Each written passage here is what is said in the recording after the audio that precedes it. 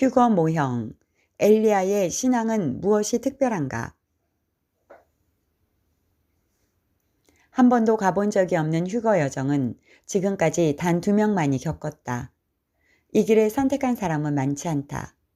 에녹과 엘리야는 휴거 모형이다. 에녹은 노아 대홍수 전에 휴가되었고 엘리야는 선지자의 대표격으로 휴거되었다. 이들의 휴거는 어떤 사람들이 말하는 것처럼 상징이 아니라 실제 일어날 것을 미리 보여주신 것이다. 신약 시대에 예수님이 첫 열매로 승천하신 후 그를 따르는 교회가 대규모로 휴거될 것이라 예언되었다. 에녹과 엘리야는 어떻게 살았길래 휴거의 영광을 받았는지 휴거를 준비하는 신자들의 관심사다. 에녹은 하나님과 오랫동안 동행하며 하나님을 기쁘시게 하는 삶을 통해 휴거되었다. 엘리야의 신앙은 무엇이 특별했을까? 예수께서 땅에 계실 때 변화산상에서 모세와 엘리야가 나타났던 만큼 특별한 위치에 있다. 모세는 율법의 대표자이며 엘리야는 선지자와 예언의 대표자격이다. 신약 성경에서 엘리야는 29번이나 인용되었던 만큼 비중이 크다. 엘리야는 주의 오실 길을 예비한 세례 요한의 모형으로 소개되기도 했다. 그가 또 엘리야의 심령과 능력으로 주 앞에 먼저 와서 아버지의 마음을 자식에게 거스리는 자를 의인의 슬기에 돌아오게 하고 주를 위하여 세운 백성을 준비하리라. 예수님도 세례 요한을 두고 말라기가 예언한 그 엘리야라고 하셨다. 말라기는 세례 요한이 나타날 것을 예언했었다. 보라, 여호와의 크고 두려운 날이 이르기 전에 내가 선지자 엘리야를 너희에게 보내리니. 엘리야는 죽음을 경험하지 않았으며 불병거를 타고 승천하였다.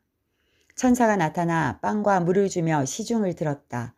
그는 3년 6개월 동안 가뭄을 예언하였고 비가 오도록 기도하자 폭우가 내렸다. 가뭄이 왔을 때 그리 시냇가에 머물렀는데 까마귀가 떡과 고기를 가져왔다.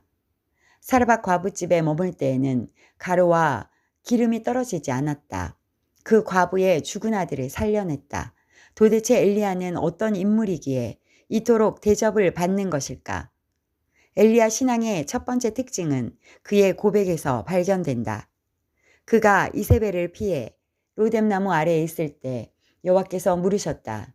엘리야야, 내가 어찌하여 여기 있느냐? 내가 만군의 하나님 여호와께 열심히 유별하오니 이는 이스라엘 자손이 주의 언약을 버리고 주의 제단을 헐며 칼로 주의 선지자들을 죽였음이오며 오직 나만 남았거늘 그들이 내 생명을 찾아 빼앗으려 하나이다. 엘리야의 특징은 첫째로 여호와께 열심히 유별난 것이다. 그의 열심이 어떻게 유별난지는 기록되지 않았지만 추정할 수는 있다. 아합과 이세벨의 폭정이 시퍼렇게 자행되던 시대에 그는 오히려 특별한 신앙을 유지했다.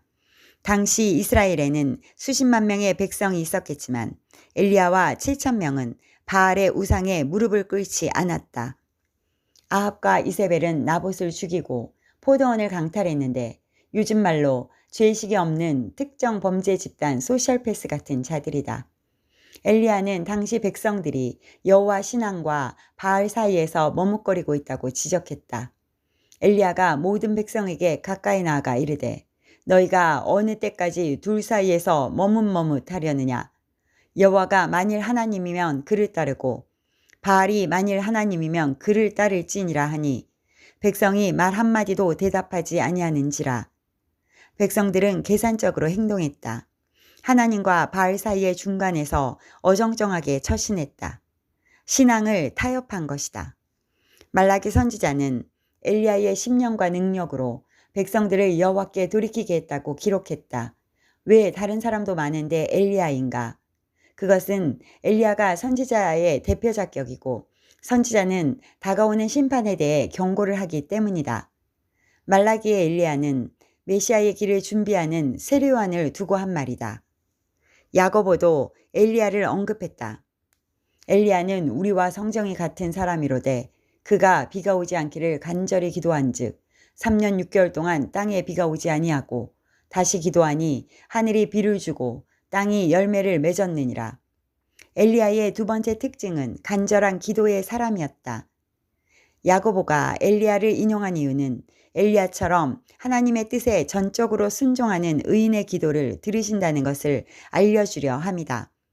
간절함은 열심과 간절함이 공존하는 상태다. 이것은 미지근함과 반대이다. 미지근함은 진실함과 반대다. 그가 사환을 시켜서 7번이나 확인한 것은 그의 기도가 끈질기고 간절했다는 것을 가리킨다. 엘리야의 세 번째 특징은 갈멜산의 대결에서 나타난다. 엘리야는 아합에게 바알 선지자 450명과 아세라 선지자 400명을 갈멜산에 모이도록 요청했다. 850명은 모두 이세벨의 식탁에서 먹는 자들이다. 그러나 실제로 갈멜산에 온 것은 바알의 선지자 450명이었다. 엘리야 한 명과 대결하기에는 850명이 너무 많다고 생각했을 수도 있다. 여호와의 선지자는 나만 홀로 남았으나 바알의 선지자는 450명입니다. 엘리야는 450명과 대결하였다. 재물을 태우는데 물은 불리한 조건임에도 엘리야는 제단에 12통의 물을 붓게 했다. 하나님을 향한 신뢰가 남다르다는 것을 보여준다. 그는 바알의 선지자들과의 대결에서 승리한 후 바알의 선지자 450명을 한 사람도 남기지 않고 모두 죽였다. 엘리야의 열심에는 하나님을 향한 거룩한 분노가 있었다. 이 분노는 일찍이 이스라엘 백성이 미디안 여자들과 임행했을 때 비나스가 창을 들고 행동한 거룩한 분노와 같다. 하나님께서는 비나스가 행한 일을 좋게 보셨고 엘리야의 행동도 같았을 것이다. 하나님을 향한 충성도, 헌신도는 100도에 있어야 한다는 교훈이다. 70도나 50도, 0도나 마이너스 10도 같은 미지근한 영성으로는 하나님을 감동시키지 못한다. 결론적으로 에녹이나 엘리야는 시대 정신을 따라가지 않았을 뿐 아니라 특별한 여호와 신앙을 가졌다. 휴거를 준비하는 신부들도 이런 영성이 필요하다는 교훈을 준다. 아멘.